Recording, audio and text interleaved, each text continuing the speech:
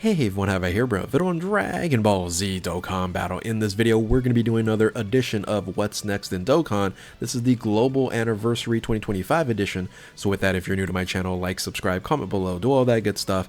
Let's go ahead and dive right in. And for those who continue to watch the series here, this is really me discussing what is coming next in the timeline for 2025, especially because this is the first year of unification. And previously, I used to just do What's Next on Global. But now the biggest question for me when I was doing this timeline here was, what are they going to do with Tanabata, and are they going to continue to celebrate a global anniversary? That was my big question mark here. So really the short answer to that is yes, they are going to continue a global anniversary campaign. They're going to call it the Global Dokkan campaign, and they really posted a message in the official Twitter or X page talking about it is going to be its anniversary size. So it's going to be very similar to the crazy amount of content we end up having for the JP, or really just the anniversary in general. I guess they're going to start calling it the Dokkan Supreme Celebration. I don't like that. They should just call it the Dokkan Anniversary. It is the original anniversary because JP came out during that time.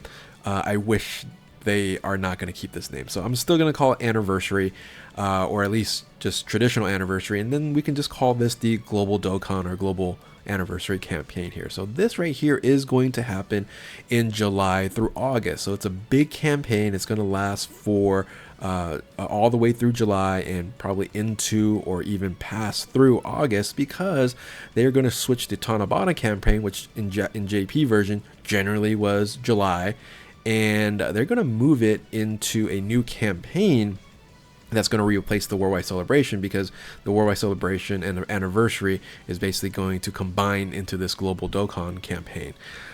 So that's going to run through September through October. So that's going to be very interesting to see what that actually looks like as well. But let's dive back into the Global Dokkan campaign and see what we should really expect, because I would figure they're going to have the celebration start on 7/7, much like what the global anniversary celebration started, you know, basically in the second week of July. And that brings me to trying to figure out what are they going to do in June, because currently right now it's been kind of a lull, right? We're kind of extending things a little bit further out. We're like a week away from the next Dokkan Festival exclusive that's going to happen in the end of May. So what are they going to fill in between? Well, for sure, we're going to get Dokkan Festival exclusive 529 or 530, depending on your time zone. And then sometime in middle of June, we should also then get a Yellow Coin LR, which I also expected here, but ended up being a Carnival unit. And then there's quite a bit of time, right? It's, you know, at least 2 to 3 weeks of time in between the end of June and then the beginning of the Global Dokkan campaign. Now, what they could do is they can start the campaign a little bit earlier in the end of June, and then just like wait a week until we can summon on the banners. I'm not sure if they're going to do something like that, but then I guess they could start the countdown campaign on the June 30th, which then leads into 7/7. So like a LR, a Yellow Coin LR EZA or something of that nature right here. Now, I just don't think they're going to add another banner, because just time frame wise, squeezing another banner might be tough. But this could be an opportunity for them to do like maybe a support banner. We haven't seen the support banners in a long time, so they can probably do something like that. And then diving into the 7/7 campaign for the new global anniversary. That's going to run all the way July throughout August. Again, the next campaign is going to be in September here. So looking at then the July to August campaign, it's going to be filled up. Now, I'm expecting, so this is what I'm going to assume, right? This isn't going to be guaranteed or anything like that. They're going to treat this global anniversary similar to the JP anniversary, or the now unification anniversary, and I expect them to do a Dokkan Festival exclusive LR banner with another Carnival banner. Now the question is, will we have 2 Carnival units featured, or just maybe 1? I don't know. I can't answer that. I don't mind that there's 2 here. I thought it was very nice where one of them were pretty good and the other ones weren't so much. I don't know how I feel about that, but I guess, you know, you can have some duds here and there. So that's what I expect in the July and August campaign. So really what we're going to see here is July 7/7 until kind of the end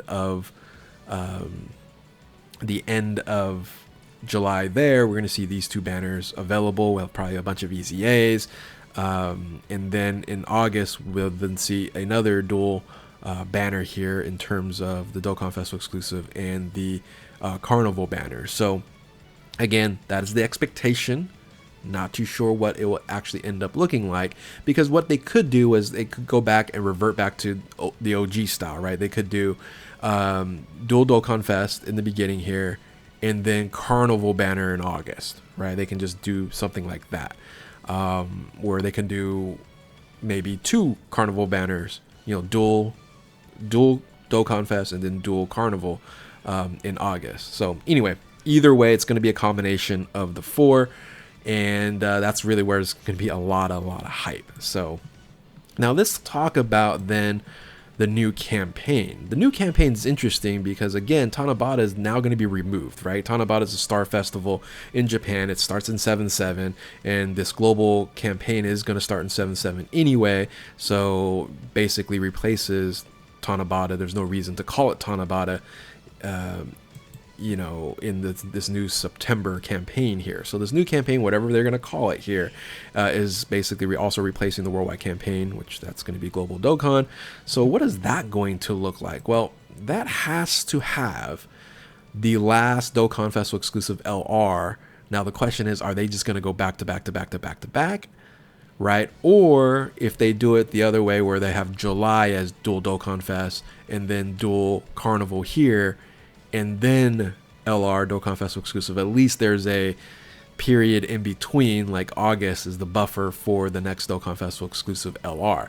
Now the reason why I say there has to be another Dokkan Festival exclusive LR basically before the end of the year here is how Dokkan Festival exclusive LRs have been structured over the years. Again, if for those, you know, people that watch my channel consistently, you guys have probably seen this many times in terms of how they do the type advantages, and then, you know, how they set up in terms of anniversary and worldwide celebration. And since now that's kind of be grouped together, this is like the OG ones. They didn't really have a pattern there.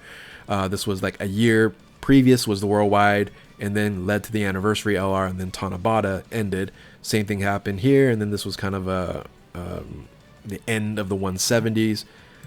Then they kind of did something interesting with the 2022, but then they had these special Dokkan Festival exclusives in Orange Piccolo and Not Beast Gohan. But then the last 2 years, it's been pretty consistent that the anniversary unit starts off the year, then you have Tanabata, and then you have Worldwide Celebration. So that has been, for the last 2 years, the pattern. And I would assume that they're going to continue to do that in terms of Dokkan Festival exclusives.